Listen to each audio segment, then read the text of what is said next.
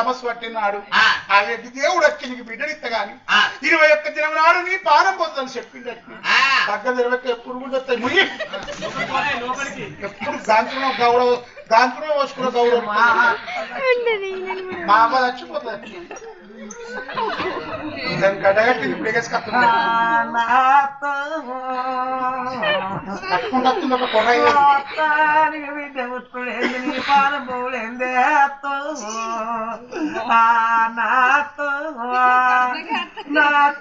నీ బిడ్డ వచ్చినాక నీ పాన పోత నీ బిడ్డకు పానవాళ్ళు ఇస్తారే